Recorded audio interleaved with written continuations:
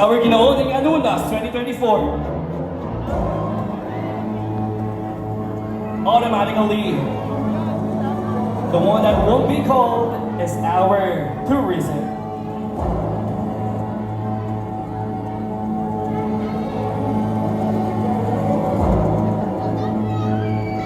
This year's Ginoong Anunas 2024 is no other than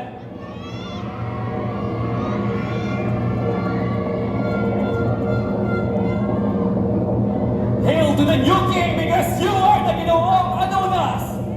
Candidate number 7, Sebastian J. Munar!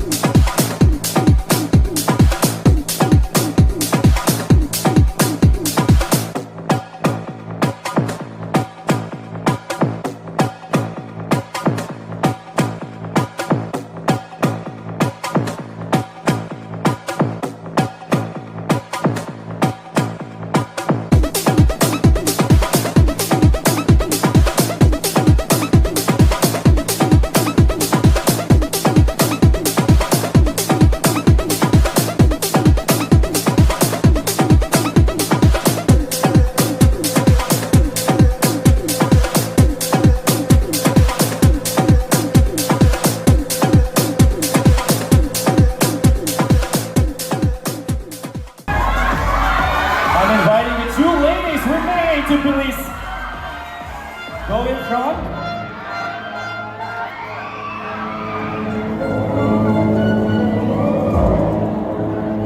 This is the moment of truth.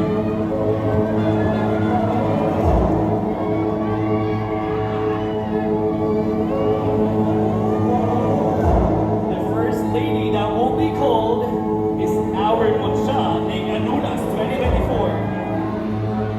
Automatically, the one that wasn't called is our Mucha Tourism.